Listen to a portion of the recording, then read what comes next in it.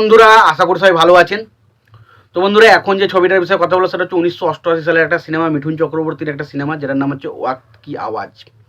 এই ছবিতে লিড চরিত্রে আমরা দেখছিলাম মিঠুন চক্রবর্তী এবং শ্রীদেবীকে।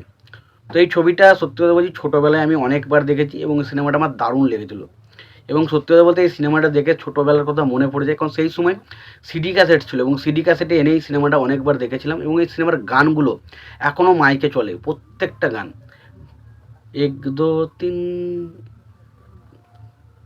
তো প্রত্যেকটা গান দারুণ দারুণ দারুণ, মানে প্রত্যেকটা গান নিয়ে কী করতে, এই ছবির 5টা মতো গান রয়েছে এবং 5টা গানই super duper hit, super duper hit, এবং গানের জন্য ছবিটা বক্স অফিসে চলে গেছে। এবং বলে রাখি, এই ছবিটা যে বছর 1988 সালে রিলিজ করেছিল, সেই বছরে যে সমস্ত ছবিগুলো রিলিজ করেছে তার মধ্যে 5ম হায়েস্ট গ্রসার ছবি ছিল এটা।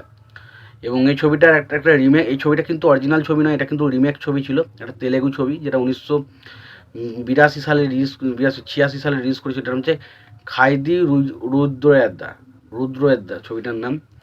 এবার আসি ছবিটার বিষয়ে, ওয়াক্ত কি আওয়াজ ছবিটার বিষয়ে যদি আসি, তো তার আগে প্রত্যেকটা বন্ধুকে অনুরোধ করে রাখবো, আপনারা চ্যানেলটি নতুন হয়ে থাকলে অবশ্যই আপনারা চ্যানেলটা সাবস্ক্রাইব করে নেবেন, আর যদি ভিডিওটি ভালো লেগে থাকে অবশ্যই লাইক কমেন্ট শেয়ার করতে ভুলবেন না।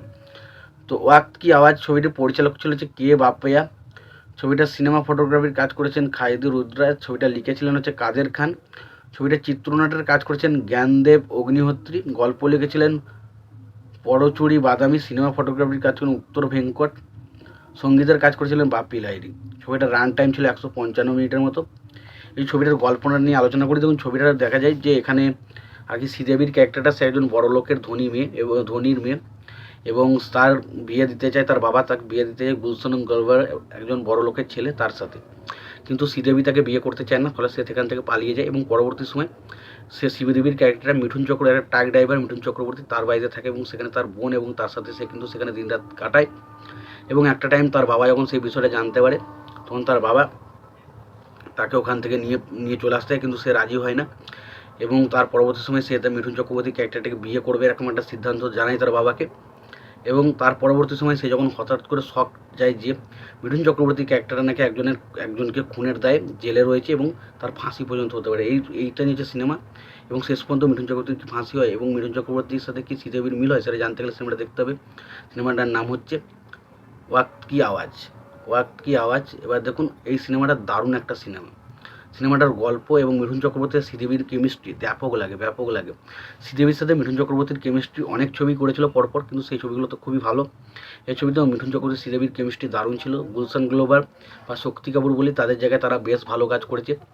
এই ছবির সব থেকে পজিটিভ পয়েন্ট হচ্ছে ছবির গান। প্রথমত এই গানে গুরু গুরু গুরু আর প্যার এমে গুরু যাও গুরু, তারপরে 1 2 3 4 5 6 7 8 9 10 12 12 13, এই গানটা। বা ধরুন এই গানটা, লড়কি अकेली तू भी अकेला मैं भी हम डेली तू भी अकेला यह तो मुझे प्यार चाहिए। তো বুঝতে পারছেন। তারপর এই গানটা, এই গানগুলো প্রত্যেকটা গানে, ছবির গানগুলো কিন্তু বিশাল সুপার ডুপার হিট ছিল এবং ছবিটাও কিন্তু বক্স অফিসে দারুণভাবে কালেকশন করেছিল। তো তোমরা যদি ছবিটা দেখে থাকো, তোমাদের কেমন লেগেছে জানিও। তোমাদের যদি ভিডিওটি ভালো লেগে থাকে লাইক কমেন্ট শেয়ার করে দিও। চ্যানেলটা নতুন হয়ে থাকলে অবশ্যই তোমরা চ্যানেলটি সাবস্ক্রাইব করে নিও, পাশে বেল আইকনটা অবশ্যই প্রেস করে দিও। ভালো থেকো, সুস্থ থেকে দেখা হচ্ছে পরে।